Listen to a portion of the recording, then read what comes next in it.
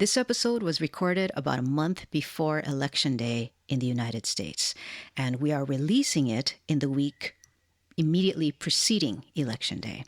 It's the next in our series on the Preamble to the U.S. Constitution from a spiritual perspective, and in this episode, we are talking about domestic tranquility.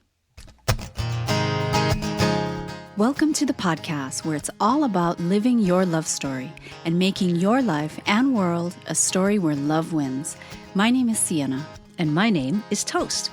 We've been partners in life, love, and music since 2001. Welcome to our podcast. So I don't know what's happening today because we are batching podcasts. We're batch recording a bunch just to let you all know. Bunch of them. And in the previous podcast, our stomachs were growling and just like chatting it up. Sorry if that was gross. I feel bad. Like if people hear that, gross for stomach growling? I mean, it's not. I think burping is gross. Well, yeah, that's grosser. Okay, yeah, let's get off that topic. But we did take man. a little break to have a momentary snack, and we have some freshly brewed coffees before us. Tastes like Starbucks. And yet, our stomachs are still talking. I don't know. Is it mine or is it yours? You were pointing at me, but... Yeah. Oh, no. I thought it was mine. That's weird. That's really weird. You know what? I got to say, we need to work on our awareness if we don't even know if our own stomach is growling. Maybe we're so codependent. I'm like, that's your stomach when it's mine. But there was one time where it was your stomach and it sounded like Star Wars. Do you remember? Oh my God. Like something about it sounded like Star Wars. Geeky. Anyways. I don't know if we can't get any geekier. You have to charge extra for that level of geekiness. Our coffees do taste like Starbucks because... I'm sorry. I have to explain why it sounded like Star Wars. Okay. To be that geeky. Okay. It sounded like a TIE fighter. Like that. Is that what it was? Or did it sound like a Wookiee?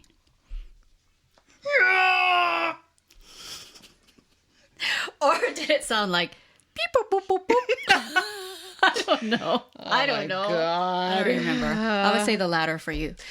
Okay, so the reason why our coffees taste like Starbucks is because today we added 100% organic vanilla powder to our coffees. So that might be a little trick if you aren't visiting your local Starbucks or, local coffee shop. I know. But we want the local coffee shops to stay in business. I know, man. It's a balance, right? We've been trying to support that vegan restaurant that we love. Yes. And speaking of food, I know in one of our episodes we said, we're only visiting that one. We've only picked up takeout from that one place. Mm-hmm. But I forgot. We actually... we ordered out. Did takeout from... this pizza place that we love because they do gluten-free That's right. crusts. You're right. I forgot about that. But we did stop that. And what we've been doing instead is we have been making our own cauliflower crust pizza. And I got to tell you, for anyone who is gluten-free and has not tried cauliflower crust, please try it. You have to try it. And I don't think don't try to make it. Just buy the frozen crust. There's frozen crust. It's so easy. And just to set expectations, it will not get crispy. It won't get crispy. So don't even bother. The edges might. Hoping for that. The edges might, but the middle won't. And I do love a crispy, thin crust. However, you will not feel like, this is gluten-free. I was really pleasantly surprised. Mm. And the brand that we use or that we tried is the Whole Foods 365 brand. Mm-hmm. It's frozen pizza crust. And then it's just so simple because you can always have that in your freezer. Mm-hmm. And if you keep tomato paste on hand and some pizza seasoning, then you're set. And then because you can use whatever's in the fridge. Yeah, throw whatever else. There have been some evenings where we're like, what are we doing for dinner? And we just kind of open the fridge and be like, well, we have some leftover spinach here, and look, we have garlic. What else do we have? Oh, We have tempeh. Let's just cut up the tempeh Yeah. and throw the tempeh on there. And it's worked out. And it's Thank so God. easy. It's so easy and delicious. And delicious. And a tip And is pretty that, quick too. Yeah, it's surprisingly quick. The box says something like 6 to 9 minutes to cook the crust. What we did, and it's kind of misleading because it's like, do you cook the crust first? I mean, maybe It's most not people that wouldn't think you hard. would cook the crust first. But my tip Okay. is just to take it out of the freezer, load it up with your stuff, and then to actually bake it for 12 minutes. 12 to 15 minutes. 12 to 15 minutes at Yeah. 410. Right. We don't. 410 We're such degrees. rebels. We don't follow the directions. It says 350, but No, it says 420 degrees. oh, it does? Yeah. Why am I But you know, thinking we're 350? chicken. We're chicken gosh, to that's a put whole our other oven story. on too That's a whole high other story. because we have and we will get to the domestic tranquility part. Well, this is part of domestic tranquility. This is our domestic Home life. cooking? Very tranquil. But we have had times where our oven Our oven on high doesn't like to be temperature? on 415 degrees, right? or above that. We're scared to put it above that because then the food inside will start to like smoke, and then our smoke alarms will go off, and there's this ear splitting beeping happening, Yeah. and I have to stand underneath the smoke alarms. I get the fan. I run and get the a big cardboard, A fan big piece of upstairs. cardboard, and I start fanning Yeah. the air away from the smoke alarm, which helps. But then I get this awesome upper body shoulder workout from fanning the. yeah. Smoke And away. we also use a fan, Oh, that's right. but it's not enough. Anyway. It's not enough. Anyway. And in our neighborhood, you know when someone's using their oven above 415 degrees because You hear the their smoke alarm. alarms going off You from hear their across the alarm. block. So it's kind of It's kind of funny. it's funny and not funny because you hear the smoke alarm, but no one's alarmed. yeah. In the sense of, someone's cooking, someone's baking oh, there's a something fire at a high somewhere. temp. Oh well. Yeah. Okay. Anyways, all right, let's move on with this podcast. We're 7 minutes Let's in. move on. Okay. So here I'm gonna. Oh. We have started our mini tradition of timing the recitation of the preamble to the Constitution. Ideally, 20 seconds is a target because that is the perfect amount for 3, 2, hand washing. 1. We, the people of the United States, in order to form a more perfect union, establish justice, ensure domestic tranquility, provide for the common defense, promote the general welfare, and secure the blessings of liberty to ourselves and our posterity, do ordain and establish this Constitution for the United States of America. Because you took that dramatic ending, you're 22. Oh, okay. Yeah. Yeah. Got 2 extra seconds in there. It's okay. It's okay. Just wash that COVID off. Don't come under 20 seconds. Right. It's 20 seconds. Okay. Preamble to the U.S. Constitution from a spiritual perspective. This episode is all about, what is it about? Oh, it's about ensuring domestic tranquility. And we thought the perfect week to talk about this is the week before the election day,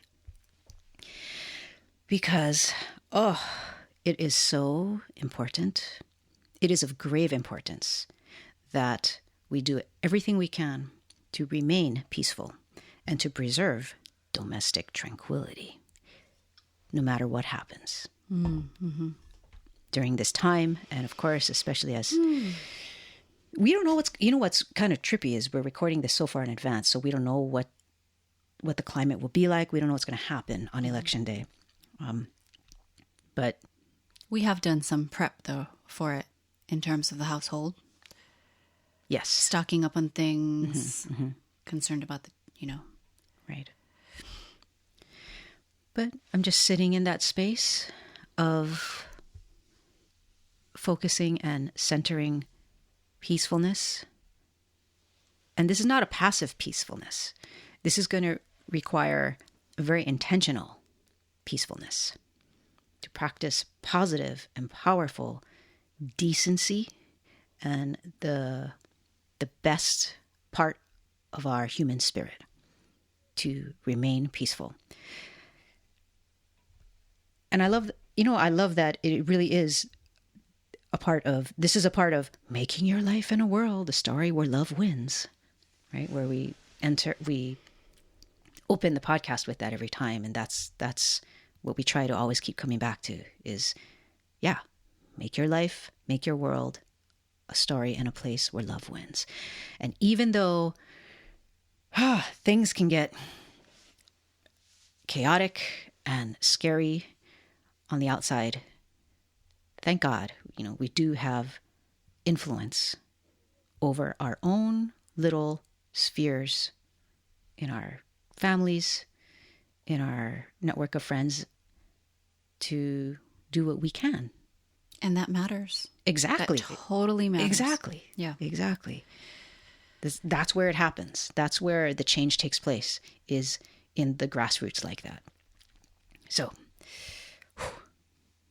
this is our chance to practice again this positive, powerful decency. And we're thinking the practice also involves accepting uncertainty, doing a harmonious dance with the energy of uncertainty.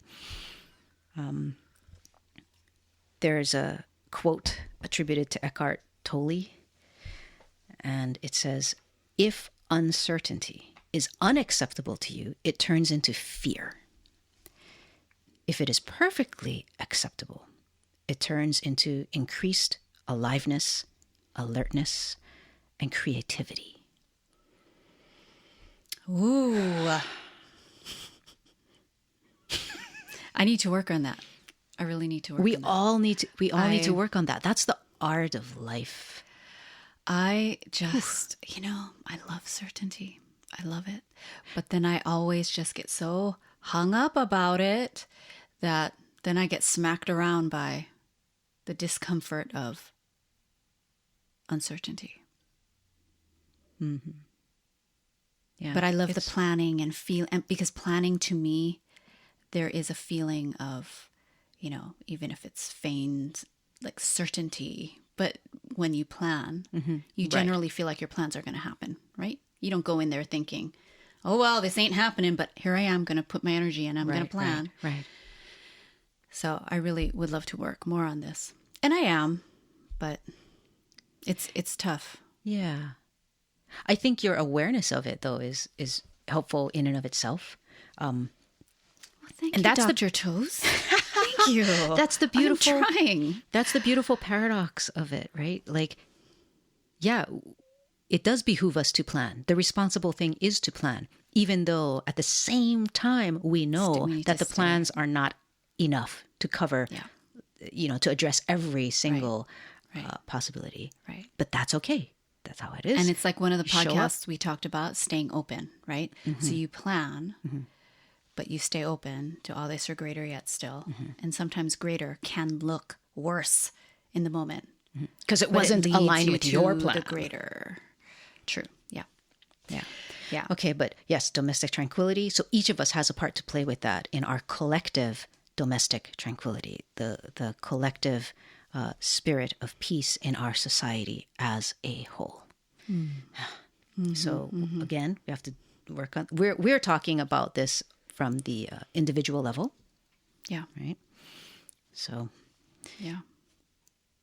And I think that sometimes because there's so many forces at work all at the same time. Always. So many, right? Mm-hmm. Mm-hmm. So many that it can just feel like this overwhelming glob. Totally. Of chaos. Mm-hmm.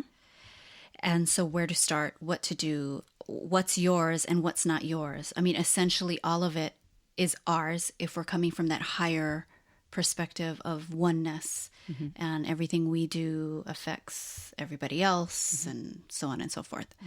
But I think one thing that I know for me has been helpful is to work on really knowing, like really, really knowing your wholeness. Like your knowing your completeness. wholeness, your completeness. Yes, like nothing is missing, really. And you are part of something greater. You are a part of something greater. You're not just floating around by yourself and you're all alone. It can feel like that, certainly. Yeah. But if you remember and you work on knowing your wholeness and that you are a part of your whole self comes and is a part of these other whole things. Yes. Right? Right. It's kind of like that story, a missing piece. Oh, Shel Silverstein. Yeah. And how the triangle and the circle. Yeah. And the triangle's like looking for where it belongs. Like, where do I fit? Where does my triangle fit? Where I can be part of a circle and we can just go rolling down the hill together happily ever after into the sunset. And the triangle can't find its place, but then the triangle meets a circle that is complete in and of itself, rolling along. And then the triangle learns, oh, wait, I think I can roll, and practices rolling and tries to roll. And the triangle keeps practicing. And soon enough, it wears down all its edges and the triangle morphs into its own circle. And so now the triangle doesn't need to be a part of something. It's not missing anything. It's complete. It's a complete circle in and of itself that can roll down the hill with the other circles side by side together. I love that story. I don't know. I just thought of that right now. But that was pretty impressive. I was like, oh, yeah. Okay. I kind of know the story, but I don't really. And I'm listening to it. I'm like, is that how it went? Okay. But anyways, so. But I do remember loving Shel Silverstein. Yeah, oh my God. The giving tree. Oh my God. Kills you, right? That one. Oh my God. Oh. It just makes me think of that cry face emoji. My God.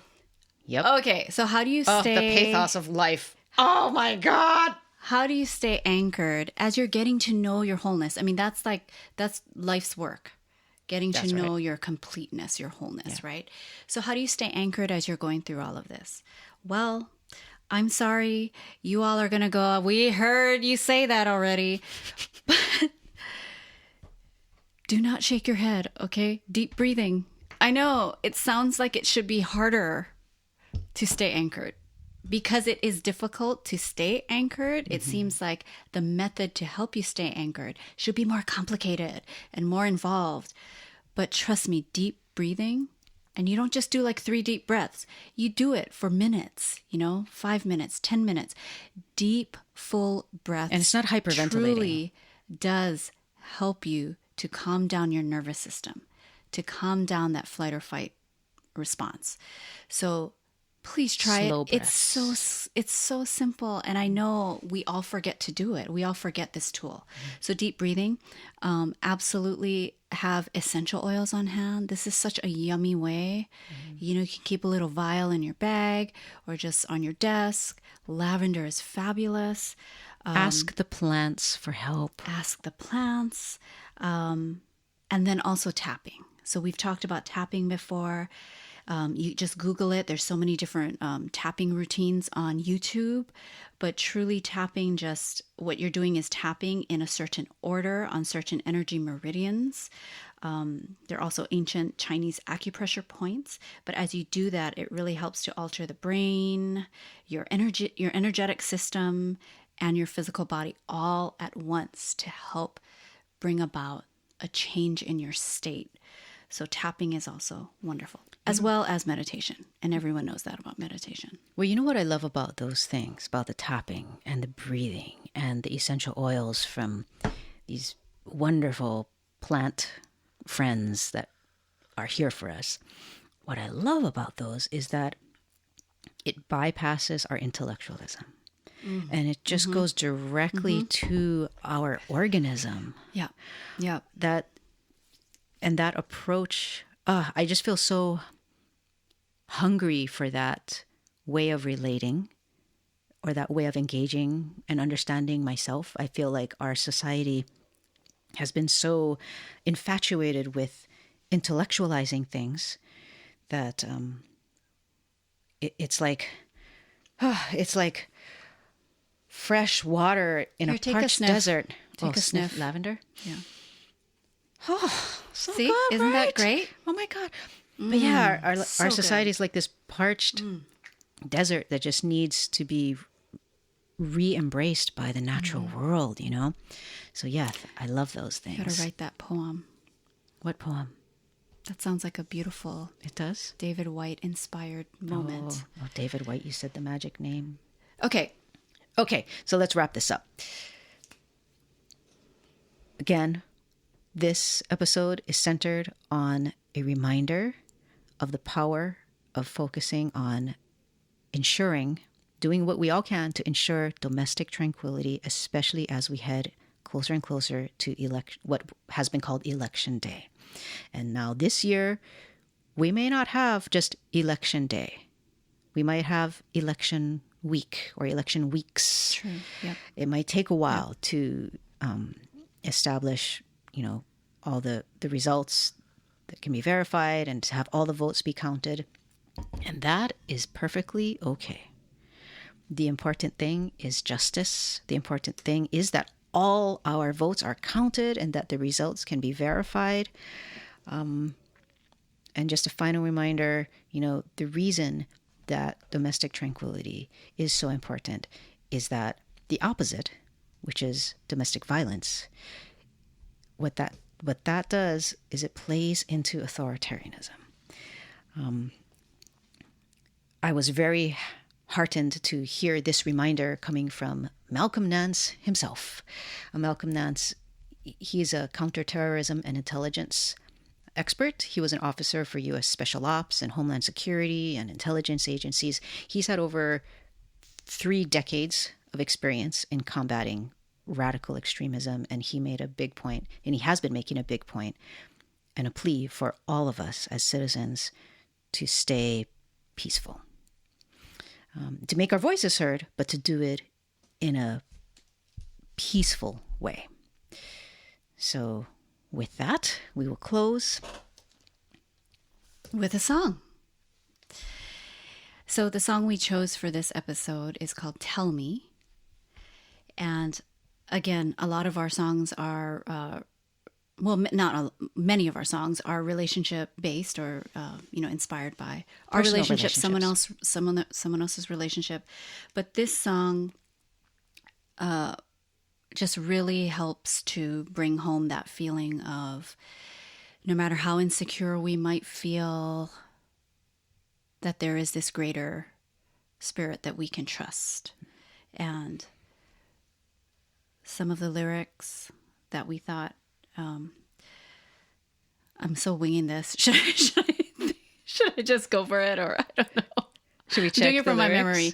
Well, I think really it's the chorus. Okay. So it's, I know this time with you will be the time with you. I'll step outside with you and live my life with you. Mm-hmm. A chance with you to be, a way of free to be. So being free. Being free. Being with others. Yeah. Taking a chance. And living life.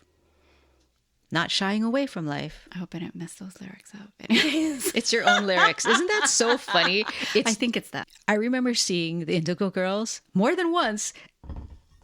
And, we love them. And they're forgetting their own lyrics. I love it. It just cracks me up. That's funny. Okay, so it's all good. Indigo Girls do it. We're okay. But yeah, so that's it. Oh, and of course, if you have not voted already, vote.